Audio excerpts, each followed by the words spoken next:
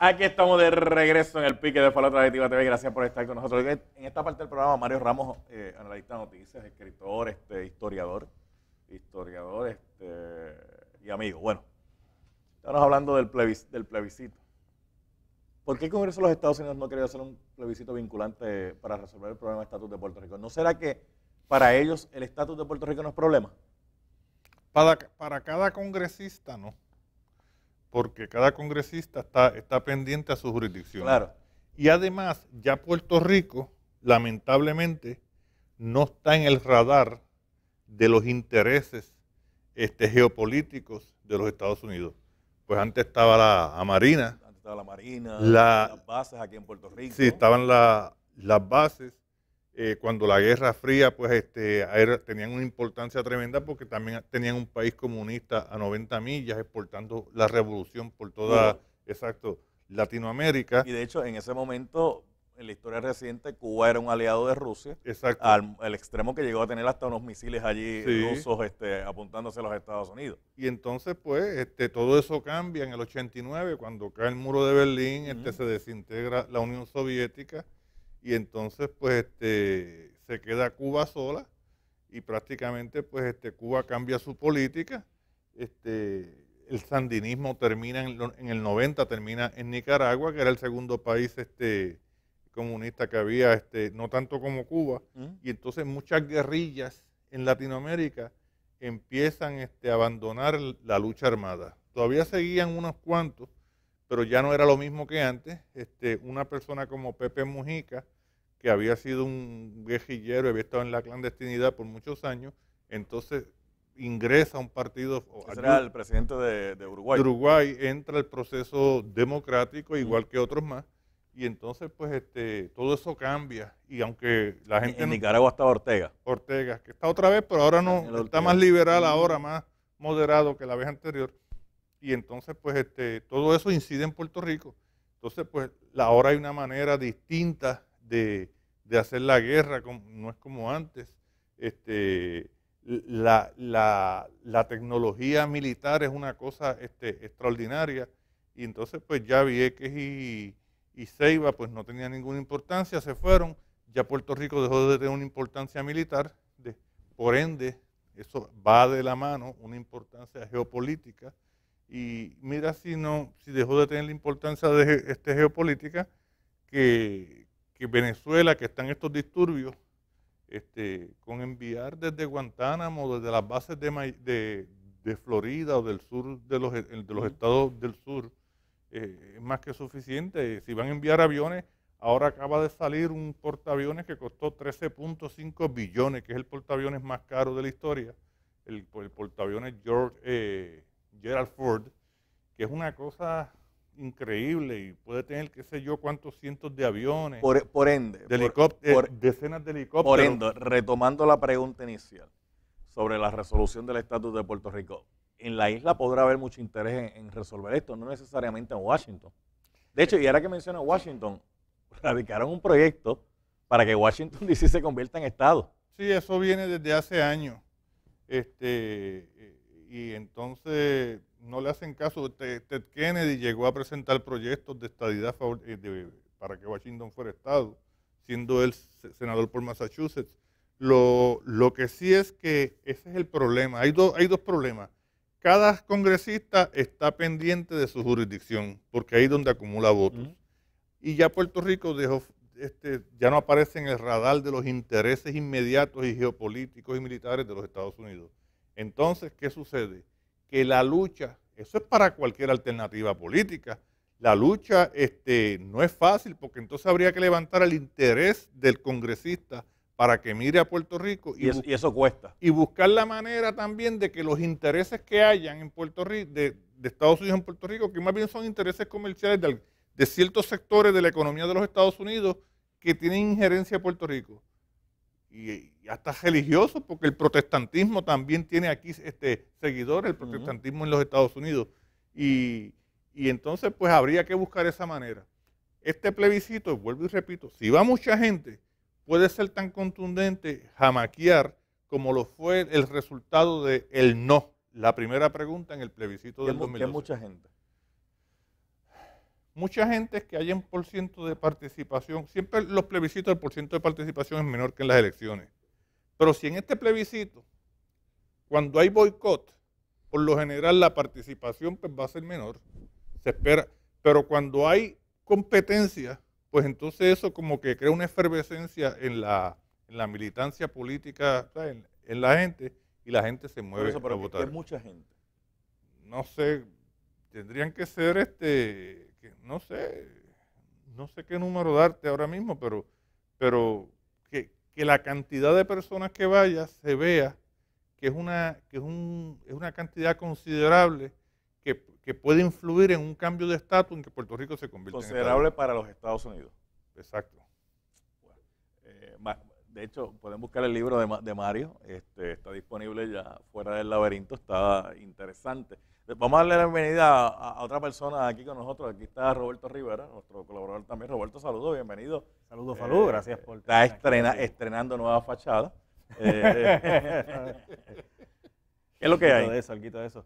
Me gustaría tocar un punto que dice Mario, y es que indistintamente de que sea una cantidad de participación que mueva los elementos políticos en Puerto Rico y en Estados Unidos, yo creo que hay una imperativa, hay una necesidad de participar como quiera siempre que se le pida al pueblo su opinión.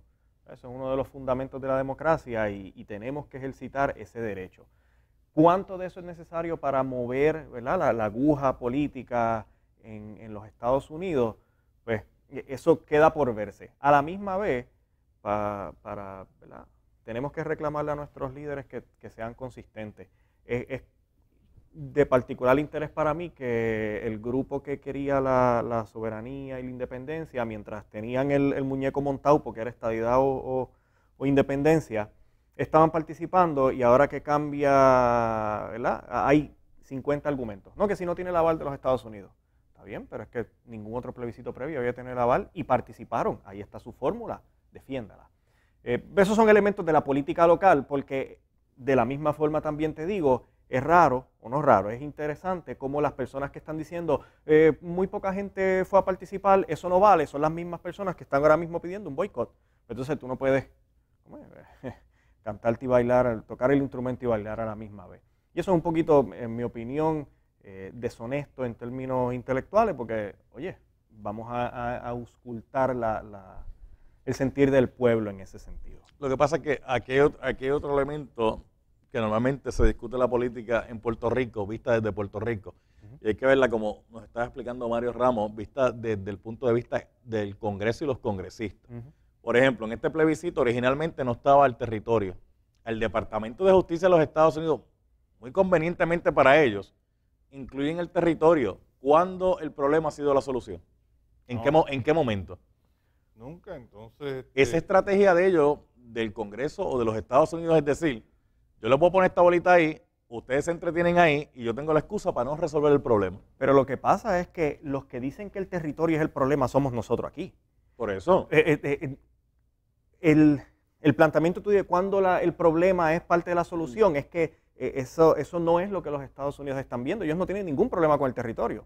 Y para todos los efectos, lo hablábamos los otros días, fuera de Puerto Rico, ¿hay otra configuración igual que de nosotros, igual que Puerto Rico? Sí, las Islas Vírgenes. Sí. Son un territorio que, si incorporado o no incorporado, es inmaterial, están en nuestra misma zona en términos culturales, excepto por el inglés, y eso ha cambiado porque las Islas Vírgenes ha recibido mucha de la población dominicana también. Pero sigue habiendo el mismo elemento. Si el territorio es el problema, como está planteado en algunas determinaciones, ¿cómo va a ser la solución? Estados Unidos se nota que para ellos el estatus de Puerto Rico no es preocupación en este momento, tienen cosas más importantes en el mundo por las que preocuparse. Y no solamente ahora, prácticamente siempre ha sido así.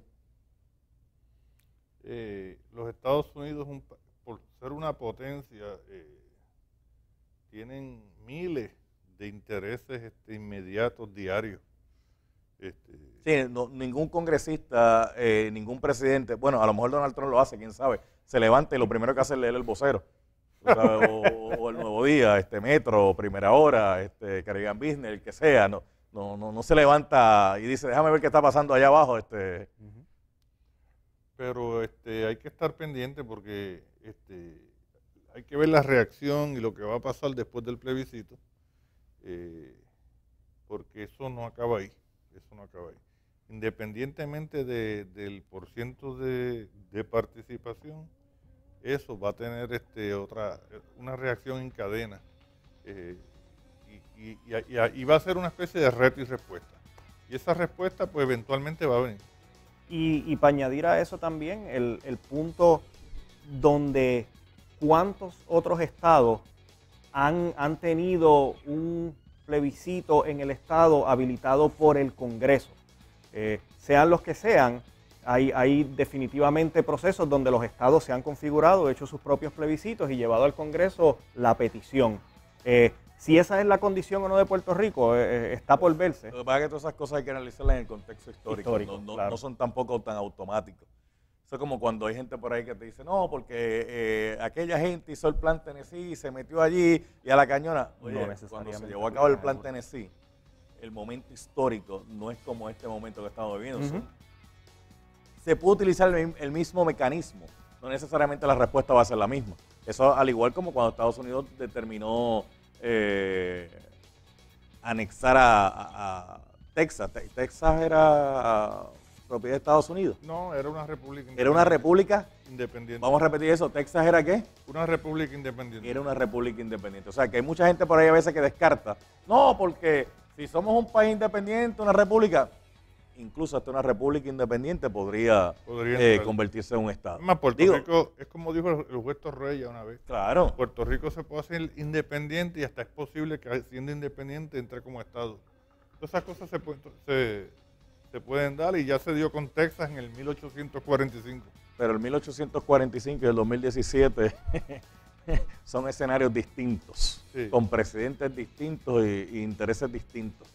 Bueno, hace 10 años atrás podíamos hablar de intereses de los Estados Unidos en Puerto Rico y lo mencionamos ahorita con las bases, lo mencionamos ahorita con la Marina. Ese interés ya no existe, Eso sí, alguna vez dijo Rubén Berrío,